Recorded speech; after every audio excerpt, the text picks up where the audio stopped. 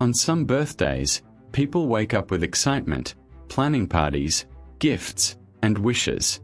But on the morning this story is inspired by, Keanu Reeves woke up with a quieter question in his mind. What if today isn't about what I get, but about what I notice? This is not a dramatic story with flashing lights and big surprises. It is a reflective storytelling piece, inspired by real human experiences, by things Keanu Reeves has been known to value: kindness, humility, and quiet presence. It is about one simple day, one simple choice, and how that choice can quietly change the way we see ourselves and one another. It began almost like any other birthday. The sun had just started to color the sky when Keanu Reeves stepped outside with a cap pulled low over his eyes. He wasn't hiding, exactly. He was simply trying to belong to the morning the way everyone else did. No cameras, no red carpets. Just a man and a day he had somehow reached, after all the years he never thought he'd survive. He walked without any big plan. There was no giant party arranged, no loud celebration. Over time, Keanu Reeves had discovered that the louder the world became around him, the more he needed to protect a small, quiet space inside himself, a place where he could still hear his own thoughts. As he walked, he passed people who had no idea who he was, and some who clearly did. A few recognized him, hesitated, then chose to stay silent. Others smiled from afar but didn't approach. And there was something gentle about that, the unspoken understanding that even someone famous might want a simple morning. But under that peaceful surface, Keanu Reeves felt a familiar weight. Birthdays can do that to people. They make us count, not just the years, but the losses, the missed chances, the mistakes. They remind us of empty chairs at the table, of voices that don't call anymore. He thought of people he had loved and lost, of moments that never came back, of all the times life had felt like a long hallway with too many closed doors. And he wondered, the way many of us do, what am I really celebrating? What does it mean to have another year if I'm not becoming more human, more kind? Those questions stayed with him as he turned onto a quieter street. On a worn-out bench near the edge of a small city park, Keanu Reeves noticed an older man sitting alone. His clothes were rough and layered, as if he had learned to wear everything he owned at once. A backpack rested at his feet, the kind that sagged not from heavy books, but from a life being carried in pieces. A shirt, a blanket, a memory, or two. There was nothing special about the moment. The man wasn't crying, wasn't begging, wasn't making a scene. He was just staring at the ground with the kind of tiredness that doesn't come from a single bad night, but from years of slowly losing reasons to hope. People walked past him the way people often do, politely, quickly, looking just enough to see him but not enough to really see him. And Keanu Reeves felt something familiar in that picture. Not the homelessness, but the loneliness. Fame can sometimes be another kind of park bench. Crowds all around, but a heart sitting alone. He paused a few steps away, debating with himself the way any ordinary person might. Should I say something? Will I make it worse? Am I doing this to feel good about myself, or because he really needs someone? We don't talk enough about that small confusion, the one that comes right before an act of kindness. The fear of doing it wrong. The fear of being awkward. The fear of crossing some invisible line. Keanu Reeves, despite everything people might imagine about his confidence, felt those same questions. But then another thought came to him, simple and almost childlike. What if, today, it's not about doing it perfectly? So he walked back to the bench. "Hey," Keanu Reeves said softly, keeping his distance so the man wouldn't feel cornered. "Mind if I sit for a minute?" The man glanced up, squinting as if not quite trusting his eyes. It took him a moment to realize who was standing there. When he did, something like embarrassment flickered across his face. as if his worn clothes suddenly became louder. "Ah, sure," the man muttered, sliding his backpack a little to the side. Keanu Reeves sat down, leaving a respectful space between them. For a few moments, they just looked ahead at the small patch of grass and the road that curved away. Cars passed. A dog barked in the distance. Life kept moving. "It's my birthday," Keanu Reeves said after a while, his tone almost casual. The man gave a small, surprised huff of laughter. "Yeah? And you're spending it on a bench with me? You must have really run out of friends." There was humor in his voice, but also something else, that quiet bitterness life sometimes carves into people's words. "Maybe I'm just choosing better benches," Keanu Reeves replied, a faint smile on his lips. The man shook his head, unable to fully believe the moment, yet too tired to protest it. "What's your name?" Keanu Reeves asked. "Frank," the man answered. Been a while since anyone asked that without needing it for a form. They both smiled at that, and in that small shared joke, the air around them loosened. If this were a dramatic movie, maybe what came next would have been big and loud. A sudden rescue, a grand gesture, an instant transformation. But real human connection is usually much quieter. Keanu Reeves didn't launch into an inspiring speech. He didn't promise to fix everything. Instead, he asked the kind of simple questions anyone could ask, if they slowed down long enough. "How long have you been out here, Frank? Do you have a place you go at night? What's the hardest part of your day?" Frank answered in pieces, not because he was hiding anything, but because pain often comes out in small doses. He talked about losing his job, then his apartment, then the people who slowly stopped answering his calls. He talked about choosing between food and bus fare. He talked about one bad decision that turned into many more. As he listened, Keanu Reeves noticed something in himself, that old temptation to measure, to compare, to think, "My pain versus his pain, who has a worse?" But the longer he sat there, the more pointless that felt. Suffering, he realized, doesn't need a competition. It needs a witness. And so, he didn't interrupt. He didn't try to rush to solutions. He let Frank talk, and when Frank ran out of words, they simply sat in silence. It was not heroic. It was not extraordinary. It was just two human beings sharing a small piece of time. Eventually, Keanu Reeves stood and said, gently, "I was going to grab some coffee and maybe a piece of cake. You know, birthday rules.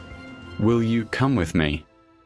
Frank hesitated, instinctively patting his pockets as if to check for money he already knew wasn't there. "I got it," Keanu Reeves said quietly. "Consider it my birthday present to myself." That phrasing made Frank look up. There was something disarming about it, the idea that helping him could be a gift for Keanu Reeves, too. They walked together to a small corner cafe that didn't seem especially impressive from the outside. Slightly faded sign, a door that stuck a little when you pulled it. The kind of place that survives not on trendiness, but on habit and warmth. Inside, a few people looked up, recognizing Keanu Reeves, but there was something about his calm, grounded presence, and the way he stayed close to Frank, that made them lower their phones instead of raising them. They seemed to understand, without words, that this moment belonged to something more private than celebrity. They ordered simple things: coffee, a hot sandwich, and a slice of birthday cake with too much frosting and uneven layers. Keanu Reeves insisted on 2 forks. Sitting at a small table by the window, they ate slowly. At first, Frank tried to hold back, taking small, careful bites as if he might be judged. Then hunger and comfort took over, and the bites became more natural. Keanu Reeves noticed and felt strangely grateful, not that he could feed Frank, but that Frank allowed himself to be fed without shame, at least for one meal. Their conversation drifted in directions that might sound ordinary from the outside. Old jobs, favorite movies, past mistakes, small hopes. But within those simple topics lay the real story. Two completely different lives touching long enough to remember that they were not as separate as they appeared. At one point, Frank looked at the plate and laughed softly. "Can't remember the last time I had cake," he said. "Feels like something you only deserve when people think you're worth celebrating."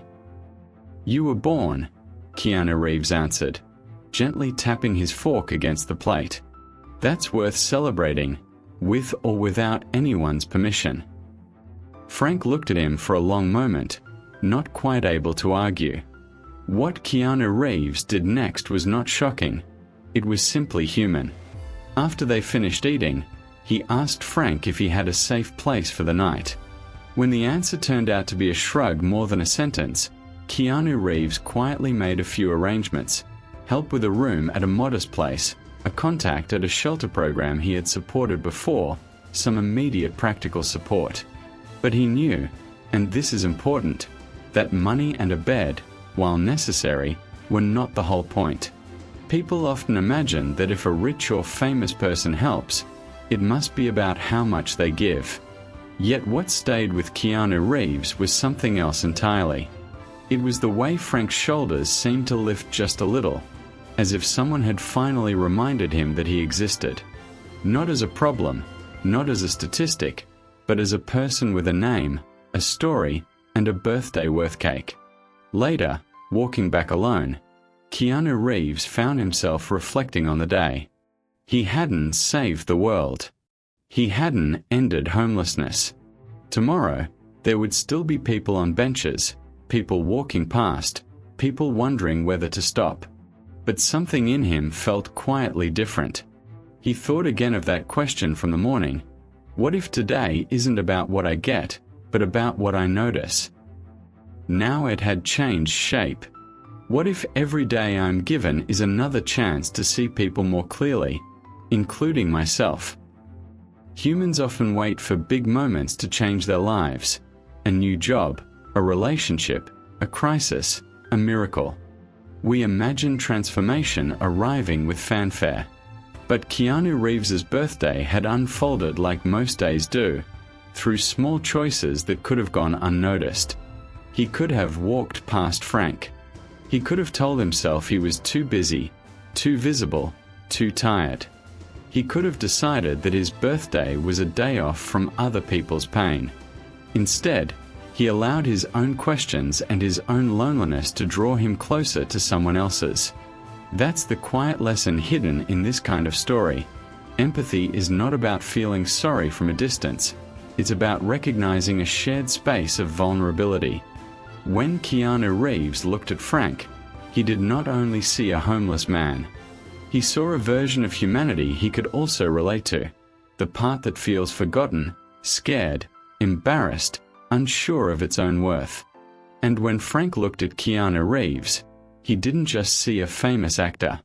Over the course of a simple meal, he saw a man who carried his own weight of grief and uncertainty, but who chose, on that particular day, to step outside of it long enough to say, "You matter, too." Later that night, as the city became quieter and the lights from apartment windows flickered off one by one, Keanu Reeves sat alone at his own table. There were a few messages on his phone: birthday wishes, digital confetti, people sending love from miles away. He appreciated them, truly. But his mind kept returning to the bench, the cafe, the uneven slice of cake. He thought about all the stories people might tell about him, stories he would never hear and never control. Some would be exaggerated, some would be invented, some would be kind, others less so. He had learned, painfully and slowly, that fame lives in a world of surfaces. But kindness lives in the quiet spaces people rarely talk about. No one had filmed what happened on that bench. No one had posted the moment Frank smiled at the first bite of cake. For all the noise the world could make about Keanu Reeves, this small act would remain mostly invisible. And somehow, that made it feel more sacred. He realized something then, a gentle understanding that might sound simple, but is difficult to live. The value of a day is not measured by how loudly it is remembered, but by how honestly it is lived. On his birthday, Keanu Reeves had expected, at most, a calm day, maybe a good coffee, maybe a short walk, maybe a chance to breathe. Instead, he had been handed a quiet invitation to step into someone else's story, not as a hero, but as a companion. And that is perhaps the most beautiful lesson of all. We often think kindness must be large to be meaningful. We imagine it in headlines, in viral videos, in grand gestures. But the heart does not measure kindness in size. It measures it in presence. Keanu Reeves did not change Frank's entire life in one afternoon. That would be another kind of fiction. What he did, inspired by the very human questions that visit all of us, was offer a different kind of miracle, the miracle of being seen, even for an hour, as worthy of care. From this reflective story, one simple message emerges, softly but clearly. Every day, we are given chances to choose what our time means. We can move through the world as if other people are scenery in the background of our own movie. Or we can remember that every face we pass belongs to someone carrying a weight we cannot see.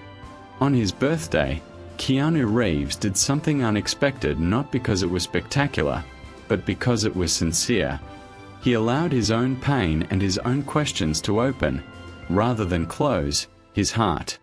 He invited a stranger to share cake at his table, and in doing so, reminded himself, and perhaps anyone who hears this story, that celebration is not only about candles and wishes.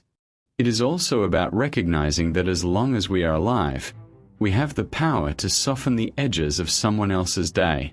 Not with perfection, not with answers, just with presence, humility, and a willingness to say, "I see you. You are still here." And that matters. In the end, that might be the quietest, deepest birthday gift of all, not just for Keanu Reeves, not just for Frank, but for any of us who are still learning how to live these fragile, extraordinary human lives, one small, thoughtful choice at a time.